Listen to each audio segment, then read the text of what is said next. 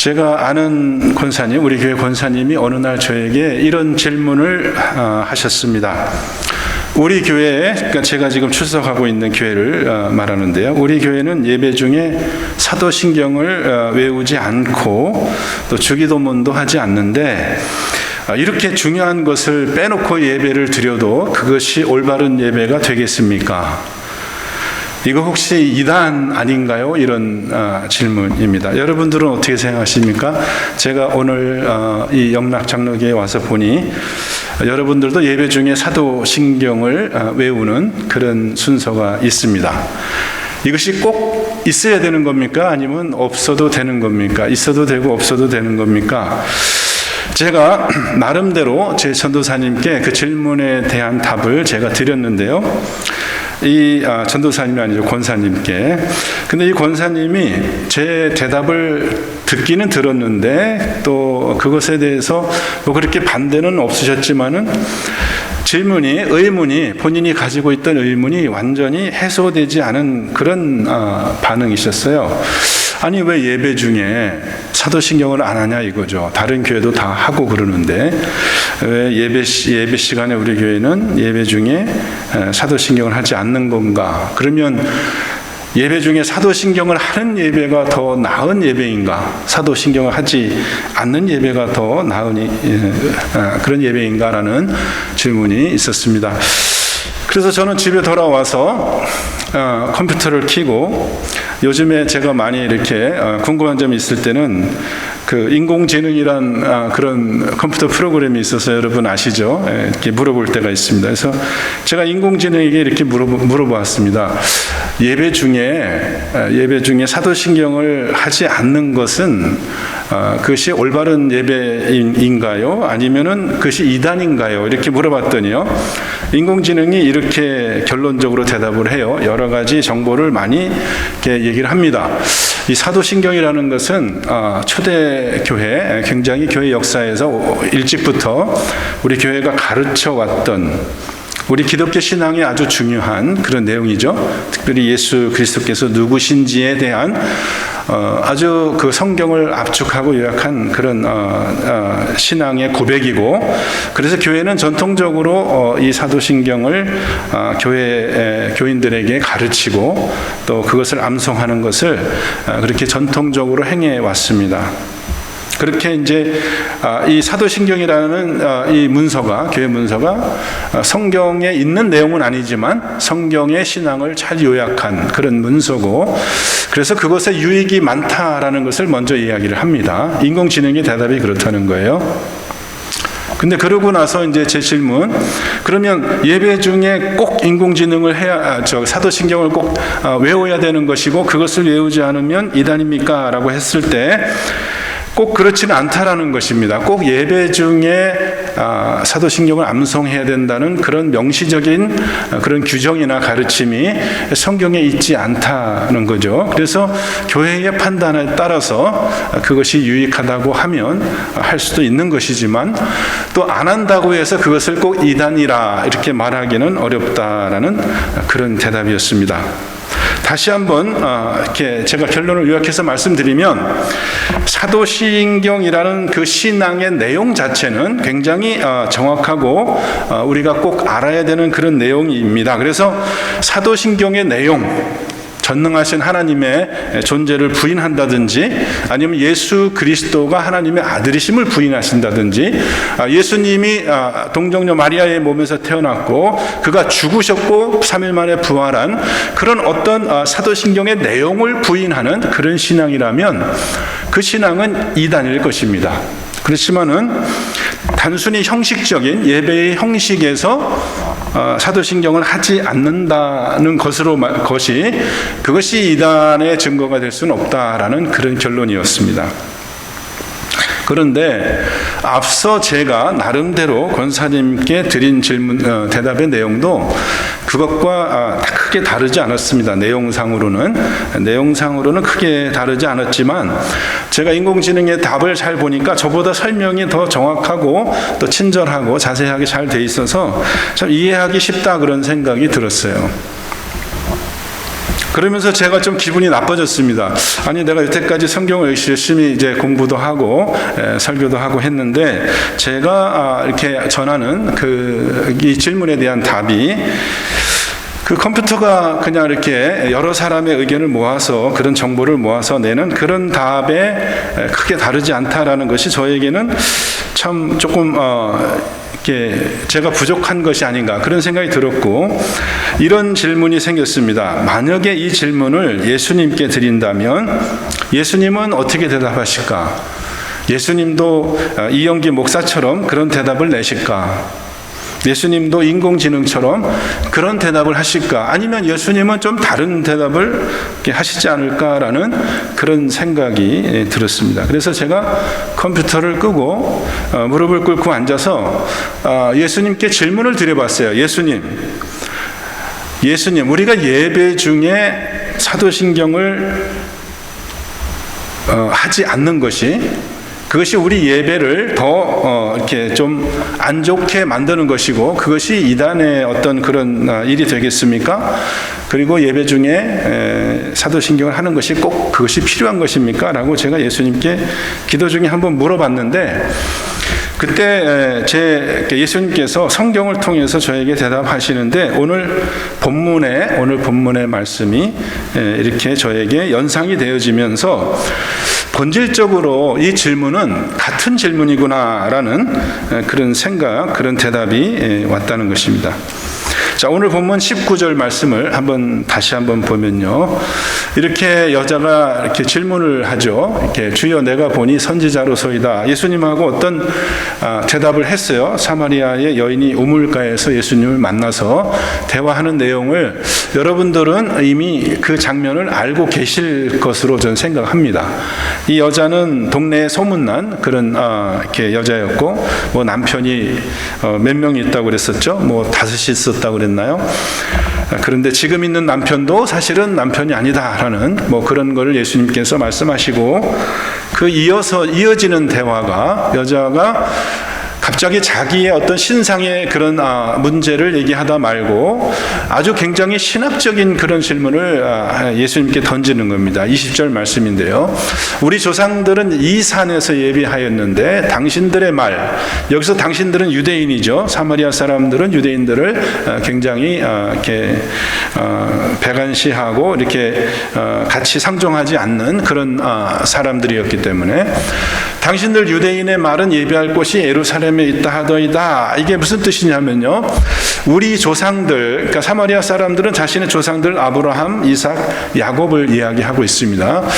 제가 성지 순례를 하면서 이 사마리아 땅에 가봤는데, 거기 가보니까 정말 야곱의 우물이 있어요. 야곱이 팠던 우물이 있고, 또 그 옆에 산이 마주보고 있는 산이 있는데, 그리심산, 그 다음에 에발산, 모세가 명한 그 예배 장소. 그러니까 지금 우리 조상들은 이 산에서 예배했다라고 말할 때 이 여인이 지금 무슨 얘기를 하는 거냐면은, 사실은 신명기의 말씀을 인용하고 있는 것인데요. 신명기에 보면은 모세가 이런 얘기를 합니다. 너희들이 이제 가나안 땅에 들어가면은 이방 사람들처럼 아무 데서나 예배하지 말고 하나님께서 정해주신 그런 특정한 장소로 나와서 예배하라 하고, 이 예배를 굉장히 독점적이고 그 다음에 배타적으로 어떤 한 장소에서 이렇게 드려야 된다라는 얘기를 해요. 왜냐하면 이방 신들을 섬기는 그런 이방인들의 그 습관은 뭡니까? 그냥 아무 데서나 예배를 드리는 거야. 자기들이 원하는 대로. 자기들 뭐 뒷마당에다가 제단을 쌓고 예배 드리면 거기가 예배 장소 되는 거고, 뭐 어떤 나무 밑에서 뭐 예배를 드리든지, 어떤 산당에서 뭘 만들어 놓고 예배 드리든지, 제사장들도 자기들 맘대로 자기들이 뭐 원하는 사람 누구든지 제사장으로 만들어서 제사를 드리고 했는데, 모세는 이제 모세를 통해서 하나님은 그렇게 하지 말고 내가 정해주는 한 장소로 나와서 꼭 거기서 예배를 드리라라는, 그래서 모든 예배가 사람들 나름대로 막 중구난방 자기가 드리고 싶은 대로 막 드리는 그런 예배가 아니고, 이게 진리와 영으로, 그러니까 뭔가 이렇게 통일성이 있는, 교회마다 다른 예배가 아니라 장소마다 동네마다 다른 예배가 아니라 뭔가 통일성이 있는 그런 예배를 드리기를 하나님이 원하셨다는 거죠. 좀 이 말씀 본문 말씀 좀 뒤로 많이 건너가시면은 그 신명기에 하나님께서 그렇게 신명기 16장 말씀 그걸로 좀 넘어가 주시면 좋겠습니다. 6월절 제사를 내 하나님께 여호와께서 주신 각 성에서 너희들이 살고 있는 그곳에서 드리지 말고 오직 내 하나님 여호와께서 그 이름을 두시려고 택하신 곳에서 내가 애굽에서 나오던 시각에 그 날짜까지 딱 정해주세요. 1월 14일로. 그리고 장소도 딱 정해주셔서 7절 말씀 보겠습니다. 내 하나님 여호와께서 택하신 곳으로 와서 그 고기를 구워 먹고 아침에 내 장막으로 돌아가라. 이렇게 예배 장소를 하나님께서 특정해서 정해 주시겠다고 미리 말씀하신 거예요. 여기는 신명기서에서는 가나안 땅에 들어가기 전에 미리 말씀해 주신 겁니다. 그러면 이제 질문은 그 장소, 하나님이 택한 그 장소가 어디냐라고 했을 때 사마리아 사람들은 모세가 명한 그 에발산과 그리심산이 있는 이 사마리아 여기가 바로 하나님이 택한 장소라고 얘기를 하는 겁니다. 당신들 유대인들은 다윗과 솔로몬을 통해서 하나님이 정해주신 장소 예루살렘 성전이 바로 그 하나님이 택하신 장소다. 이렇게 유대인들은 주장하고 있었던 거죠. 예배 장소에 대해서 두 커뮤니티가, 두 공동체가 다른 성경의 해석을 가지고 있었던 거예요. 사마리아 사람의 입장에서는 예루살렘의 성전이 있기 전부터 예루살렘의 성전이 있기 700년 전 몇백 년 동안 우리는 여기서 예배를 드렸는데 너희들 유대인들이 나중에 너희들 맘대로 예루살렘을 정해서 거기서 성전을 만들어 놓고 다윗 왕이라는 그 왕권을 가진 사람이 자기 맘대로 그곳에 성전을 지어 놓고 거기가 예배 장소라고 주장하는데 왜 그것은 너희들이 만들어 놓은 편의에 의해서 만들어 놓은 너희 유대인들만의 예배 장소지 사실 모세가 명한 예배 장소는 아니다라는 그런 해석이죠. 이에 대해서 예수님은 이렇게 대답을 해요. 21절 말씀입니다. 예수님이 사실 굉장히 파격적인 대답을 하는 거죠. 여자여 내 말을 믿으라. 이 산에서도 말고, 이 산은 지금 예수님과 이렇게 사마리아 여인이 대화하고 있는 그 그리심산을 얘기하는 거죠. 사마리아에 있는 그 산을 얘기하는 겁니다. 이 산에서도 말고 예루살렘에서도 말고 너희가 아버지께 예배할 때가 이르리라. 너희는 알지 못하는 것을 예배하고 우리는 아는 것을 예배하노니 이는 구원이 유대인에게서 남이라. 이렇게 대답을 하세요. 근데 예수님의 대답이 이어지기는 이어지죠. 이제 뒷부분에 가면 예수님이 무엇을 말씀하시냐면 아버지께 예배하는 자가 참된 예배를 드릴 때가 오는데 참되게 예배하는 자들은 예배할 때가 왔는데 어떻게 예배해야 된다고요? 하나님 영이시니 예배하는 자가 영과 진리로 예배해야 된다. 이렇게 예수님이 대답을 하세요. 그러니까는 예수님의 대답의 결론은 뭡니까? 장소가 중요한 게 아니라는 거죠. 뭐 여기서 예배하냐 저기서 예배하냐 어디서 예배하냐가 지금은 중요한 때가 아니라는 거예요. 그거는 과거의 일이 되었다라고 얘기를 합니다. 왜냐하면은 영과 진리로 예배할 때가 되었다. 지금이 바로 그때다라고 선포하시는 거거든요. 이전에는 구약시대에는 어디서 예배하냐가 중요한 문제가 됐습니다. 왜냐하면 하도 사람들이 자기 멋대로 아무 데서나 예배하니까 하나님께서 그 예배를 통일되고 질서 있게 하기 위해서 한 장소에 나와서 율법대로 법대로 제사장들이 가르치는 대로 그렇게 올바르게 예배 드리라라는 그 말이 굉장한 의미를 갖는 굉장히 유효하고 현실적인 그런 문제에 대한 어떤 답을 주는 그런 중요한 때가 있었는데 그것은 과거의 일이고 지금은 예배가 바뀌었다는 거예요. 지금은 예수님이 그러니까 여기서 말하는 지금이라고 하는 것은 지금 이때라고 하는 것은 뭐냐면 지금 예수님이 오셨기 때문에 예배의 어떤 그런 중요한 원리가 바뀌어졌다는 그런 얘기죠. 지금은 어디서 예배 드리냐가 중요한 그런 시대가 아니라는 거예요. 지금 시대는 네? 정말 여러분이 예배를 드리잖아요. 어디서 예배 드리냐가 지금은 중요한 시간이 아니라는 겁니다. 우리 신약 시대에는 어디서 어떤 형식으로 예배 드리냐가 중요한 게 아니고, 지금 신약 시대에 우리의 예배의 본질은 뭐냐? 영과 진리로 예배하는 게 예배의 본질이라는 거예요. 그럼 여러분, 처음에 질문 한번 생각해 보세요. 사도신경을 예배 중에 하는 것과 안 하는 예배가 있는데 어떤 예배가 더 나은 예배예요? 사도신경을 하는 예배가 더 훌륭한 예배고, 사도신경을 하지 않는 그런 예배는 더 못한 예배가 되는 겁니까? 그거에 대해서 저 나름대로의 대답도 있었고, 인공지능의 대답도 있었고, 많은 여러분들의 의견도 있을 수 있어요. 근데 우리가 궁금한 것은 뭐냐면, 그런 질문에 대해서 예수님은 뭐라고 대답하실까라는 그런 질문이에요. 네? 예수님의 생각을 알고 싶은 거죠. 예수님의 답변, 저는 똑같을 거라고 생각해요. 똑같을 거라고.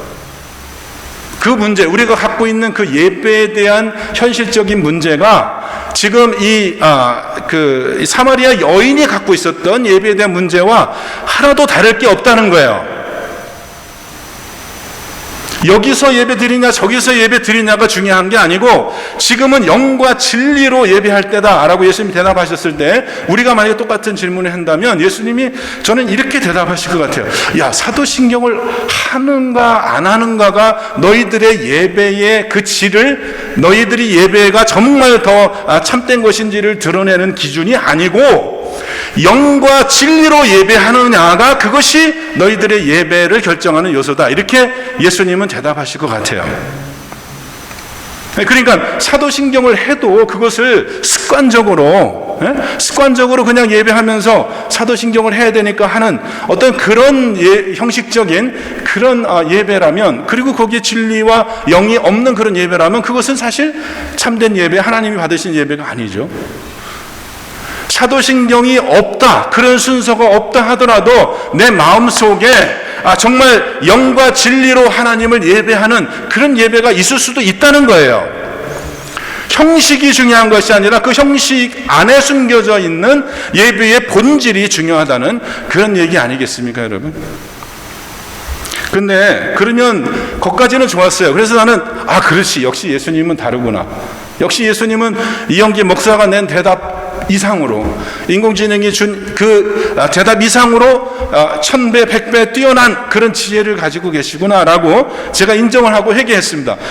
내가 진작 그러면 인공지능한테 먼저 물어볼 게 아니라 예수님께 먼저 물어봤어야 되는데, 참 목사로서 이게 내가 방향이 좀 틀렸구나, 그런 생각을 했어요. 얼마나 하나님의 지혜는 얼마나 이렇게 뛰어난지 몰라요. 그런데 그 다음에 질문이 또 생긴 거, 무슨 질문이 생겼냐 하면은, 그러면은 영과 진리로 예배한다는 건 도대체 어떻게 예배하는 게 영과 진리로 예배하는 겁니까? 제가 여전히 기도하고 있습니다. 기도하면서 여전히 예수님께 물어보는 거예요. 예수님, 그러면은 영과 진리로 예배하는 건 도대체 어떻게 예배하는 겁니까? 라고 했을 때 예수님이, 하나님이 대답을 해주시더라 이거예요, 저한테 말씀을 통해서. 근데 저에게 예배에 대한 생각을 완전히 이렇게 개혁시키는, 이 예수님이 돌아가실 때도 어떤, 예수님이 왜 그 유대인들에게 정죄받으신 하나의 이유 중에 하나가 뭐냐면, 예수님은 성전을 모독하는 사람이다라는 죄목이 있었어요. 예수님, 저는 안식일 율법도 무시하고 또 성전도 허물라 이렇게 얘기하셨잖아요. 그러니까 예수님의 대답은 굉장히 위험한 거예요. 여기서도 말고 예루살렘이라도 말고 그러면은 뭐야? 그러면 우리가 그 아무 데서나 예배 드려도 된다는 얘기야? 그럼 예루살렘 성전이 필요 없다는 얘기야? 라고 그 전에 사람들이 가지고 있었던 굉장한 그 성전 신학, 예배에 대한 어떤 생각을 완전히 부인해버리고 예배를 새롭게 정의하면서 이렇게 지금이 바로 그때다라고 예수님이 얘기를 하시는 거죠. 그럼 이 영과 진리로 예배한다는 것에 대해서 예수님이 갖고 계셨던 생각은 무엇이냐면, 지금까지 우리가 드렸던 모든 제사, 솔로몬이 그 성전을 지어놓고 드렸던 그런 모든 제사, 그 제사는 이제 지금 시대에는 이제 그 제사는 그 유효 기간이 만료되었다는 거죠. 더 이상 그런 제사를 드리는 것이 아니라 이제부터는 내가 드리는, 예수님이 드리는 제사, 예수님, 히브리서 10장 12절에 보면은 이런 얘기가 있죠. 오직 그리스도는 죄를 위하여 한 영원한 제사를 드리시고 하나님 우편에 앉으사 그 후에 자기 원수들을 자기 발등상이 되게 하실 때까지 기다리시나니 그가 거룩하게 된 자들을 한 번의 제사로 영원히 온전하게 하셨느니라. 예배는 여기서 예수님이 말씀하신 핵심이 뭐냐면 이 신약시대 예배는 사실은 니네들이 드리는 게 아니라 내가 드리는 예배가 진짜 예배야 라고 말씀하시는 거예요. 우리가 그동안 동물들 양과 염소의 피로 제사를 드렸잖아요. 그죠? 구약의 율법에 따라서 그것이 예배인 줄 알았어요. 근데 예수님은 지금 뭘 얘기하는 거냐냐? 야, 그런 동물의 피를 드린다고 해서 너희들의 죄가, 너희들의 양심이 깨끗하게 되어질 수 있겠냐 이거죠. 그게 아니라는 거예요. 지금 이제 참으로 영과 진리로 예배할 때가 됐는데 내가 바로 십자가에서 너희들을 위하여 죽고 흘려주는 그 진정한 그 제사, 예수 그리스도께서 자기의 몸, 자기의 피와 자기의 살로 드리는 그 단번에 영원한 제사를 드렸기 때문에 그 제사로 말미암아 저와 여러분이 하나님 앞에 나아갈 수 있게 됐다라는 거예요. 진정한 예배의 핵심은 뭐냐면 우리들이 드리는 제사가 아니라 예수님이 우리들을 위해서 드려진 제사, 우리가 하나님께 드리는 예배가 아니라 하나님이 우리를 위해서 드려진 예배, 드려주신 예배, 그 예배에 우리가 참여한다는 거예요. 믿음으로. 그것이 진짜 예배라는 그런 뜻이 아니겠습니까?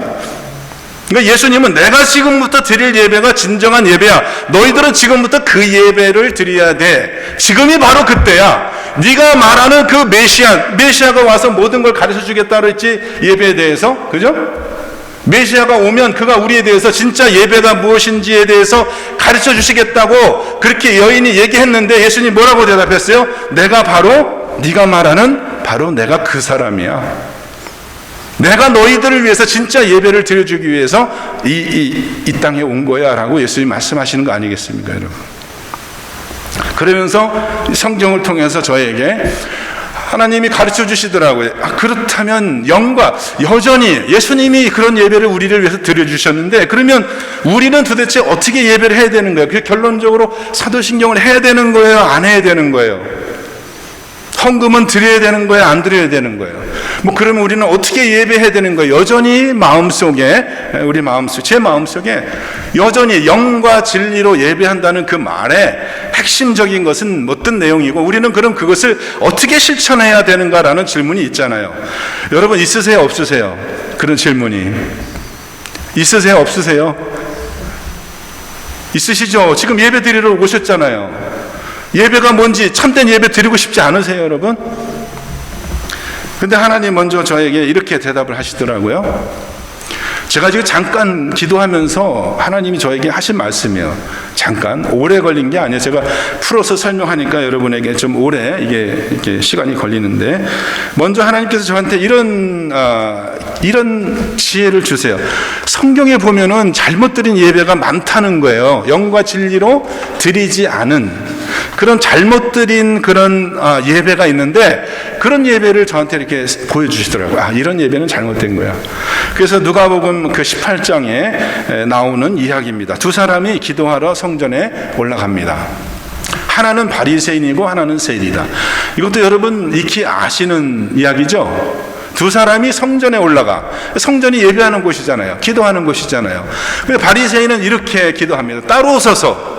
따로 같이 있기도 참 민망하니까 따로 서서 얘기하되 어떻게 얘기하냐면, 하나님이여, 나는 다른 사람들 곧 토색, 불의, 간음을 하는 자, 저 세리, 저 죄인 같지 아니함을 감사하나이다. 나는 일회에 2번 금식하고 소득의 11조를 드리나이다. 이렇게 하나님 앞에 성전에 나와서 기도했다는 겁니다. 여러분, 이 예배, 이것을 기도 혹은 예배라고 한다면 이것은 영과 진리로 드리는 예배일까요? 아닐까요? 네, 아니라는 겁니다. 이게 하나님이 저한테 주신 생각은, 하나님이 이 기도를 들으셨을까요? 안 들으셨을까요? 안 들으셨다고 얘기를 해요. 예수님께서 하신 말씀이에요. 이 기도를 하나님이 안 들으셨대. 왜? 영과 진리로 드려지지 않았기 때문에. 무엇이 문제였나? 이 사람이 지금 하나님 앞에 나와서 예배하는 그의 예배의 근거가 뭡니까? 근거가 뭐예요? 하나님, 나는 저 죄인과 세리와 같지 않고 나는 경건한 삶을 살았습니다. 받았습니다. 그런 얘기 아니에요? 나는 일주일에 2번씩 금식 기도를 했어요. 난 기도에 열심인 사람입니다. 그리고 나는 내가 이렇게 번 소득의 11조를 꼬박꼬박 드리는 사람이니까 하나님 내 예배를 받아주세요. 그럼 하나님 받아줘야 되는 거 아니에요? 자기가 열심히 일해가지고 땀 흘려서 벌어서 그 중에서 정말 그 11조를 구분해서 하나님께 정성스럽게 헌금을 드렸어요. 그죠? 그리고 기도에 얼마나 열심히고 경건한 사람입니까? 일주일에 하루도 금식하지 않는 사람이 많은데, 저도 그렇게 못하는데, 하고 싶어도 못해요, 배고파서. 일주일에 이틀씩이나 금식을 하는 이런 아주 경건하고 헌신된 이런 신앙인이 예배를 드리니 하나님이 그 예배를 받으셔야 되겠어요? 안 받으셔야 되겠어요, 여러분?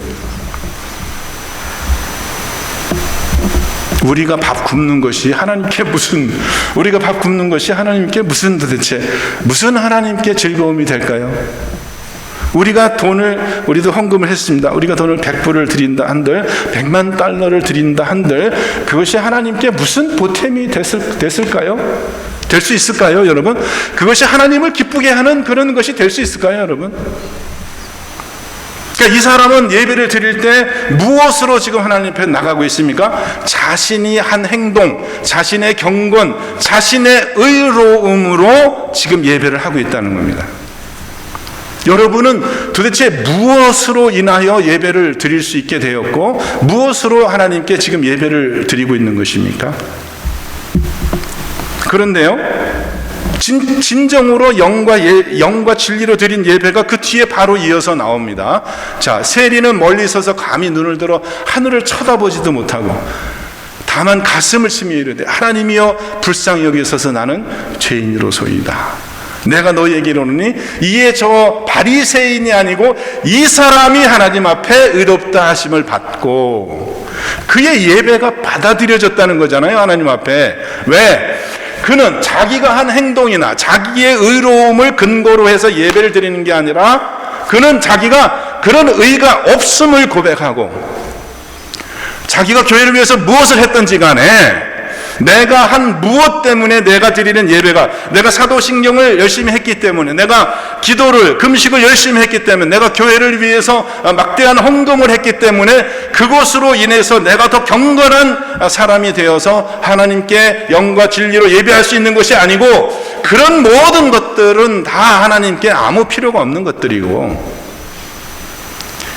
하나님이 그의 아들을 보내서 우리를 위하여 드려주신 그 예배, 십자가의 그 대속의 은혜만이 우리가 예배할 수 있는 근거가 된다는 것을 여러분 믿으시기 바랍니다.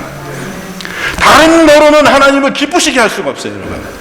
여러분이 양을 20만 마리, 이번 제가 그 솔로몬의 봉헌기들, 솔로몬이 성전을 지어놓고 하나님께 봉헌하는 그 장면을 보니까 이게 나는 과장된 거라고 생각이 돼요. 어디 양을 12만 마리를 잡고 소를 6만 마리를 잡았대요.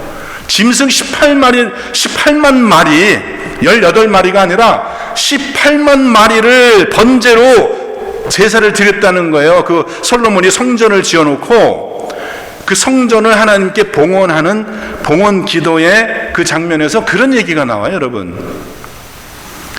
여러분, 짐승을 20만 마리, 18만 마리든 20만 마리든 하여튼 몇만 마리든 짐승을 드린다고 해서 그것이 하나님께 무슨 기쁨과 즐거움이 되겠습니까? 하나님이 우리가 드리는 그 양을 이렇게 드시는 분이에요?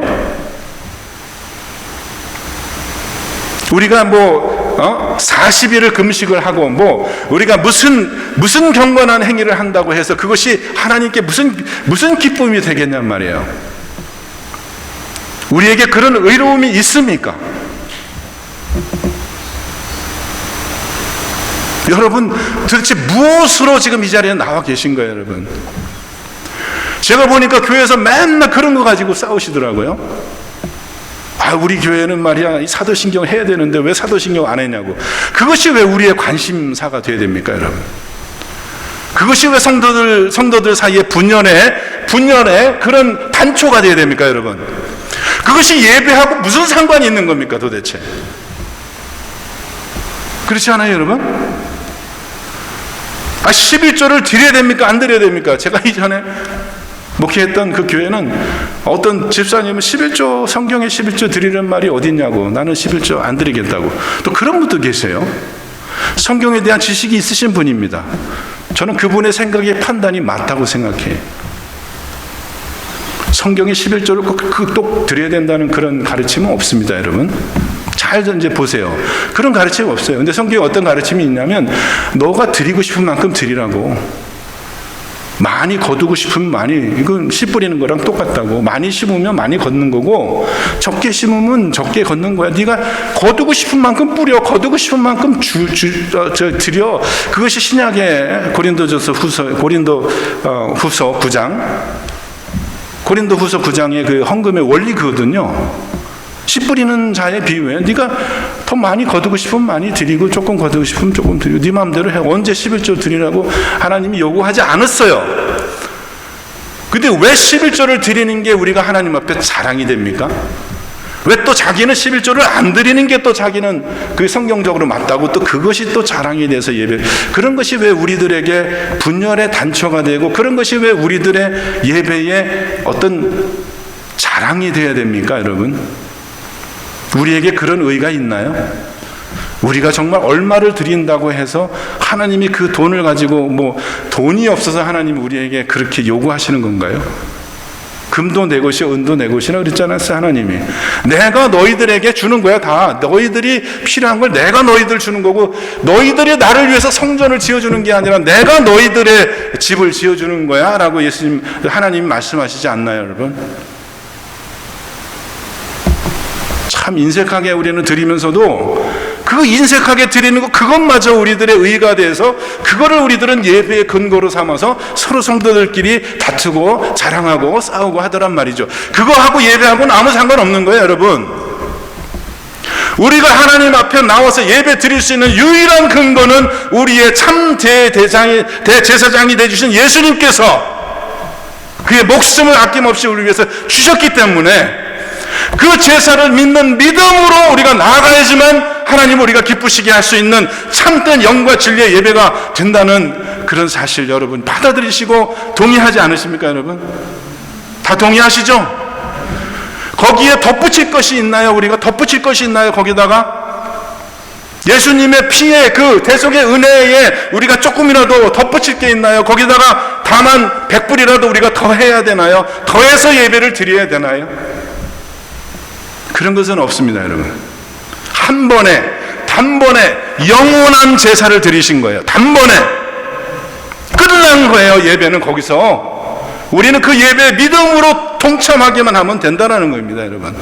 솔로몬이 드린 예배, 역대하 6장 18절, 아까 제가 말씀드린 거 한번 보겠습니다. 역대하 6장 18절, 하나님이 참으로 사람과 함께 땅에 계시리까. 이거 짓는데 7년 걸렸다고 하기도 하고요. 또 다른 기록에 보면 20년 걸렸다고 그렇게 생각할 수도 있습니다. 7년을 걸렸던 20년을 걸렸던 중요한 게 아니고, 하여튼 그 나라의 솔로몬이 다윗 왕 때부터 차곡차곡 준비해가지고 금은 동철 모든 보화, 그 다음에 목재와 석재와 모든 그런 제사장의 어떤 필요를 맞추기 위해서 아주 그렇게 그냥 자수를 놓은 그런 좋은 옷감들과 당대에 하여튼 값나가는 모든 귀한 것들을 정성을 다해가지고 이렇게 솔로몬의 성전을 지었습니다. 그리고 이제 그날이 됐어요. 성전이 완공이 됐어요. 그 성전을 지어놓고 백성들을 다 불러 모읍니다. 이스라엘 온 백성을 다 불러 모아가지고 우리가 이제 같이 하나님 앞에 이 성전에서 드리는 첫 번째 예배, 성전을 지어놓고 성전에서 드리는 첫 번째 예배예요. 그때 솔로몬이 단 위에 올라가서 기도를 하는데 이렇게 기도를 합니다. 역대 6장 18절 보세요. 참 기가 막힌 기도입니다. 하나님이 참으로 사람과 함께 땅에 계시리이까 보소서. 하늘과 하늘들의 하늘이라도 주를 용납하지 못하겠거든 하물며 내가 건축한 이 성전이오리이까. 자, 솔로몬은 이렇게 예배 드리지 않아요. 하나님, 내가 정말 몇 년 동안, 7년 동안 정말 죽을 고생해가지고 실제로 많은 사람들 죽기도 했고요. 이 돌멩이 나르느라고 돌멩이 산에서 떠서 여기까지 나르고, 또 이 목재, 이 백향목을 저 레바논에서 바다를 통해가지고 이렇게 갖고 오느라고 이 몇만 명의 사람들이 거기 달라붙어가지고 그거 옮기느라고 얼마나 힘들었는지 아시죠? 우리들이 얼마나 열심히 이 금은보화를 모아서 하나님의 이 전을 전부 금칠을 해서 이렇게 장식을 하고 하나님 앞에 최선을 다해서 이 건물을 드렸습니다. 하나님, 이게 하나님이 거하시는 집이니까 이제 하나님 내려오셔서 이곳에 저희와 함께 거하십시다. 하나님, 이 건물이 얼마나 이렇게 대단합니까? 하나님, 우리의 정성이니까 하나님 오셔서 이곳에 거하여 주시죠.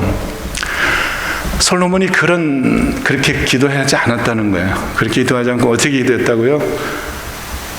참, 하나님, 내가 지은 이 건물이 얼마나 하나님 보시기에 참 볼품없는 겁니까? 하늘과 하늘들의 하늘이라도 하나님이 계시기에 부족하겠거든. 하물며 이 사람이 우리가 돌로 지은 이 성전이 하나님이 거하시는 집이라고요? 말도 안 되는 소리입니다. 그러나 내가 이 건물을 지은 이유가 있습니다. 그러나 하나님 여호와여, 주의 종의 기도와 간구를 돌아보시며 주의 종이 주 앞에서 부르짖는 것과 비는 기도를 들으십시오. 유명한 기도예요. 솔로몬이 어떻게 얘기를 하냐면, 하나님, 우리가 비록 이 성전을 지어놓고 하나님께 이렇게 예배를 시작하지만은 내가 알건대 분명히 이 백성 이스라엘이 언젠가는 하나님과의 언약을 배반하고 하나님께 죄를 지어서 그 언약의 저주가 임하여 전염병이 있고 또 기근이 있고 무슨 전쟁이 있고, 그래서 분명히 우리에게 이런 모든 하나님의 그런 진노가 임할 때에, 그때 우리들이 이전에 와서 하나님께 기도하면 하나님 하늘에서 듣고 우리 죄를 사하시고 이 땅을 고쳐주세요 라는 기도예요. 솔로몬은 이게 하나님이 계시는 그런 합당한 그런 어떤 건물이라고 보질 않았고, 단지 우리가 분명히 하나님 앞에 범죄할 텐데 그때 하나님의 은혜를 구하는 그런 기도의 처소가 되기를 바랍니다 라는 그런 기도를 하고 있습니다. 이것이 하나님의 마음에 합한 그런 예배가 됐다는 증거는 뭐냐면요, 이 솔로몬의 기도가 끝나자 어떤 일이 일어납니까? 하늘에서 불이 내려와요. 하늘에서 불이 내려와서 그 제단에 있던 모든 재물을 다 불살라 버리는 거예요. 참된 예배인가요? 신령과 진정으로 드린 예배인가요? 맞습니까? 하나님이 응답하셨죠. 제가 이 솔로몬의 기도를 보면서 침착하게 살펴보니, 이 솔로몬의 기도가 하나님께 응답된 이유는 뭡니까? 자기가 한 행적, 내가 지금 하나님께 이렇게 많은 것들, 이렇게 정말 역사를 일으켜서 하나님 앞에 이렇게 좋은 건물을 드리니 하나님 내 예배를 받으세요가 아니에요. 그게 아니고, 분명히 내가 보건대, 솔로몬이 지혜가 있는 왕이었으니까 알았겠죠. 분명히 이후에 이스라엘 백성들이 하나님께 또 번제하고 예배고 뭐고 다 잊어버리고 또 그렇게 살 게 분명하니, 하나님, 우리가 그때 이 성전을 기억하고 하나님께 기도하면 하나님 들어주세요라는 하나님의 은혜를 간구하는 그런 마음으로 예배를 드렸다는 거예요. 자신의 공적이나 자신의 의의를 앞세워서 예배를 드린 것이 아니라, 어려운 상황에 처해 있을 그 상황을 예상하며 하나님의 은혜와 하나님의 긍휼만이 자신들에게 참된 그 예배를 허락하실 수 있다는 그런 믿음으로 솔로몬이 기도를 드린 것을 알 수 있습니다. 마지막으로 한 가지만 더 소개해 드리겠습니다. 히브리서 11장 4절. 이것이 제가 그 어느 날 아침 새벽 기도 끝나고 토요일 날 아침에 집에서 기도하면서 하나님께 받은 메시지예요. 믿음으로 아벨은, 한번 같이 읽어보겠습니다. 같이 한번 읽어보겠습니다. 믿음으로 아벨은 가인보다 더 나은 제사를 하나님께 드림으로 의로운 자라 하시는 증거를 얻었으니, 하나님이 그 예물에 대하여 증언하심으로 그가 죽었으나 그 믿음으로써 지금도 말하느니라. 아벨의 제사가 가인의 제사보다 더 나은 제사를 예배라고 해도 되겠죠. 오늘날 언어로 치자면 더 나은 예배를 드렸어요. 예수님의 말씀대로 하면 아벨은 신령과 진정으로 예배를 드린 것이고, 가인은 신령과 진정이 빠진 예배, 형식적인 예배를 드린 거예요. 가인은 어떻게 예배 드렸습니까? 1년 내내 농사를 졌어요. 그래서 농사 지은 것 중에 소출에 아주 중요한 좋은 것들을 구별해서 하나님께 드렸어요. 그죠? 그렇게 예배 드렸어요. 하나님, 내가 지금 1년 내내 땀 흘리면서 열심히 땅을 갈고 해서 노력해가지고 이렇게 곡식을 얻었는데 그 중에서 좋은 걸 하나님께 드리니까 하나님 제 예배를 받아주세요. 근데 하나님이 안 받으셨어요. 그래서 어떻게 됐어요? 그래서 가인이 빈정이 상한 거죠. 하나님, 내가 이렇게 정성스럽게 하나님께 예배를 드렸는데 왜 내 예배는 안 받아요? 기분이 나쁜 거예요. 화가 난 거예요. 화가 나서 자기 동생을 죽여버렸어요. 예배 잘 드린 동생을 죽여버렸어요. 사실은 하나님께 대한 분노인데 하나님께 어떻게 자기 분노를 쏟아낼 방법이 없으니까 옆에 하나님하고 비슷하게 생긴 자기 동생이 있잖아요. 그죠? 하나님의 형상대로 지음받은 동생이 있단 말이에요. 그러니까 죽여버린 거예요. 그냥 동생을. 예배를 드린 첫 번째 예배였거든요. 그것이 여러분 구약 성경에 기록된 첫 번째 예배입니다. 인간이 드린 첫 번째 예배. 그전에는 예배라는 게 없었어요. 첫 번째 예배에서 어떤 일이 생겨났냐면 예배를 잘못 드려가지고 살인이 일어나요. 예배 드리다 말고. 예배 드리다 말고 살인사건이 일어난다니까요. 예배를 잘못 드렸기 때문에 생겨나는 거예요. 여러분, 참 여러분 희한하지 않습니까? 참 희한하지 않아요? 어떻게 예배 드리다 말고 어떻게 예배를 드리는 사건이 살인사건으로 이어지지? 좀 이상하지 않아요, 여러분? 근데 아벨은 어떻게 예배 드렸습니까? 아벨은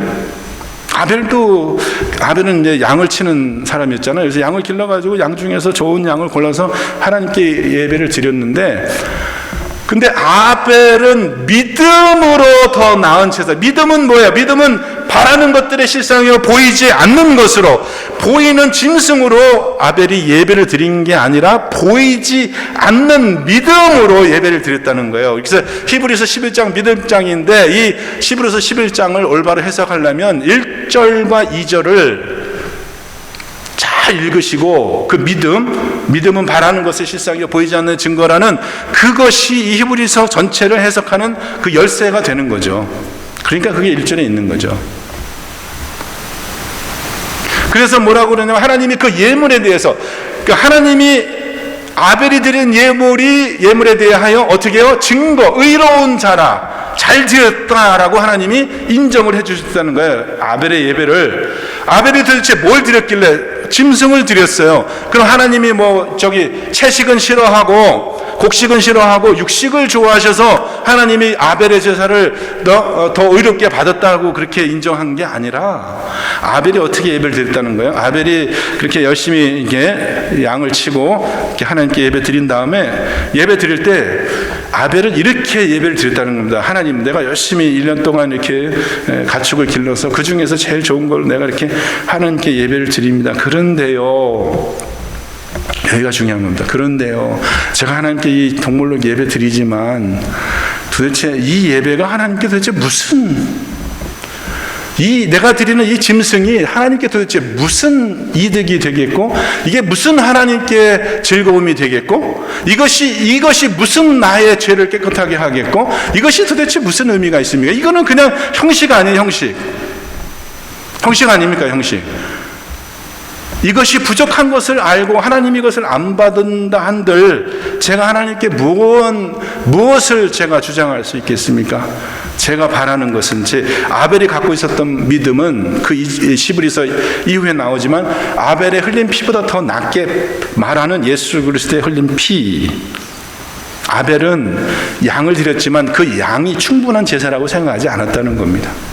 그리고 믿음의 눈으로 많은 얘기가 생략되어 있어서 제가 해석을 하는 거지만은 생략된 것들을 잘 생각해 보면, 믿음으로 내가 드리는 이 양의 제사가 아니라 결국 하나님이 나를 위해서 드려주실 그 궁극적인 영원한 제사를 믿음으로 바라보면서 하나님 이거 부족하지만은 언젠가 하나님께 나한테 온전한 제사, 더 나은 제사를 나한테 허락하여 주실 것을 나는 믿고 믿음으로 이것을 드릴 뿐입니다. 그렇게 아벨은 오실 분에 대한 하나님이 주실 제사에 대한 그런 믿음을 바라보면서 내 눈에 보이는 양을 바라보면서 이 양의 가치가 있다 생각해서 드린 게 아니고 아직 내가 보이지 않지만 하나님께서 나에게 허락하실 그 제사에 대한 믿음으로 하나님의 긍휼과 하나님의 은혜에 대한 믿음을 가지고 그게 영과 진리로 드리는 예배입니다. 여러분 다른 거는 몰라도 예배에는 꼭 성공하시는 여러분 되시기 바랍니다. 다른 거는 몰라도 다른 거는 변변치 않게 살아도 괜찮아요. 여러분 가난하게 살아도 상관없습니다. 여러분 홈리스처럼 그렇게 냄새나는 옷 입고 나와서 여기 앉아서 예배드려도 아무 상관이 없어요. 사람들에게 손가락질 받는 그런 죄인이고 그런 세리고 그런 창녀고 그래도 상관이 없어요. 다른 거는 아무 상관이 없어요. 예배만큼은 성공하시는 여러분 되시기 바랍니다. 그 성공의 열쇠는 뭐예요? 예수 그리스도 십자가 은혜에 대한 명확한 신앙 고백, 그것에 대한 믿음이에요. 그것으로만 우리는 올바른 예배를 하나님께 드릴 수 있어요. 그것만 있으면 여러분 예배에 성공할 수 있는 겁니다.